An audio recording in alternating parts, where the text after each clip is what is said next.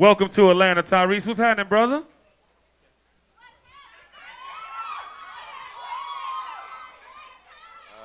I'm chilling, man. A lot of energy. Ladies and gentlemen, as we know, Tyrese is a father. He's an actor. He's a rapper. He's a philanthropist. And he's also a singer. But most importantly, I think one of his greatest accomplishments to date is your beautiful daughter, Shayla. How's being a father, Tyrese? Oh, I love it, man. Changed my life forever. I didn't have a bottom line. I didn't have a bottom line on the level that I do now before I had her. You know what I'm saying? So it's any parents that's in the building, y'all know what it is. It's like the things that you put up with before you have a child is very different than after you have your kids, because you know that if you keep certain people in your life, keep doing certain things a certain kind of way, it's only going to be them that ends up suffering because you can't provide. So anything and anybody that don't belong will be removed. And I know personally, he done removed a lot of people. Again, you always have been a humble cat, and I think that since you had your daughter, and I've been around you a long time, say it one more time in the mic though. Like, stop talking. Hello? He will not do Transformers 15 if you say one more word. But I think, I've known you a long time, and like I said, it's humbled you a lot, not just because you were a humble guy. You always gave to, the energy back to those who given it to you, but your daughter, man, like your calm is so all the way through. And everybody sees you calm because you're so cool, you're a singer, you're an actor. But has that really calmed you down? Like, I'm talking about all the way down. Yeah, it's calmed me down. I mean, like I said, for me, it's really been about that bottom line. And I mean, I could even say, not showing off, but just like financially, before I had my daughter, things just wasn't looking like this. And it's not because my career has grown, it's because business managers, just people, agents, lawyers, managers, if I feel like you ain't doing shit for me, why are you here? Bye. You got to get the hell on. And I know a lot of your former managers, and he's dead serious about that. But I think people don't really understand that you are a multifaceted businessman. I think people obviously know you sing, and I want to get into that momentarily. But talk about your business acumen. I mean, because you really have taken film by storm. You threw your hat in the ring as a rapper. You can rap. I was there for the whole making of that process. They call him Black Tie, what they call him on the street in Watts. They call him Black Tie. So talk about, your business acumen, man, and how you've grown and how that calmness has taken you full force into the business spectrum. Well, we all have visions. It's a lot of talking, man. It's crazy. It's kind of crazy. Shh. When everybody came here, we all came to get to know each other, right? Yeah. You talking to the person you came here with,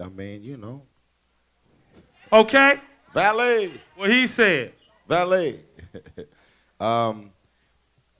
Business-wise, we all have visions, dreams, and ideas and concepts that pop up in our mind. And I think visions and dreams and ideas are God sent. And if you don't have people in your life that can help you to bring these things to life at some point, then they're just there. And so everybody that works for me and with me, they're in motion at all times, because I never sleep, and they ain't gonna sleep. Because if we sleep, then we're taking our blessings for granted. I believe that every blessing that's taken for granted becomes a curse in some form. Hold on, say that one more time. Twitter. Everybody tweet that. Do you remember what you just said? I just believe that. And so for me, my mom's told me when I was really young that, you've been blessed with a lot of gifts to do a lot of different things. And if you show the world everything that you're capable of at one time, it's going to overwhelm them. So my process has been, what is my entry point? One gift is going to help set up the next gift. The next gift set up the other gift. And you just keep it moving. They say it's a jungle out here, but the problem is most people are swinging from the same vine. Hello? I go from one vine to the next, and this is America. I'm just trying to take advantage of everything we have access to out here. And speaking of gifts, give it up, give it up, give it up, give it up, give it up. They hype over there. We see you. Speaking of gifts, we all know that women are the greatest gift to us as men, to the world. And you don't want to give it up for yourselves, though? See how y'all act? Somebody want to give you some credit, and then you want to act like that. Speaking of gifts, is Chili, where's Chili at? You're one of your leads in your Chili. Are you here, Chili? Chili from TLC? Hi, babe. Okay, great. She don't want to. Is she's where? She's over there. Hi, Rosanna. Come on up here. Say how you got. Come on, you got. Seriously, Chili. Don't have. He will pick you up. We seen it in the video. Okay. Give it up for Chili one time, y'all. But you express many of your personal feelings and experiences in your music. How does women, clearly they play a big part in it. How do they really, thank you. How do they inspire you musically? I only get in the studio motivated and inspired by women. I want to know what you're thinking. I want to know what you're feeling. I want to know what bothers you, what's on your mind, what you're stressed out about. I want to know what makes you horny. Me too. And while you're horny, I want to know what do you want to do with your horny. But the challenge is to sit up and have a conversation with a woman and to really get into her mind. You know, most women see things from a very different view and perspective. And so the real challenge is, how do I take those feelings and emotions and put them into a song?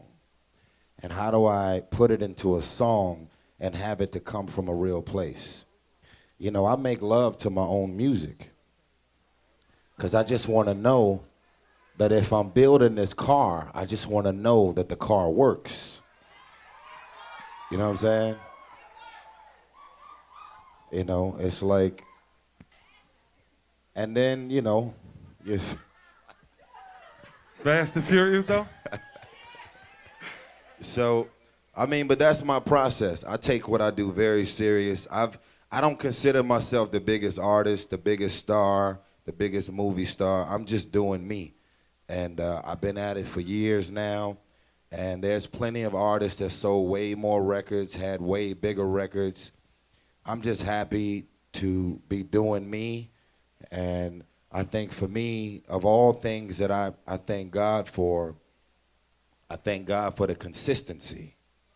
There's a lot of R&B artists that came out when I came out.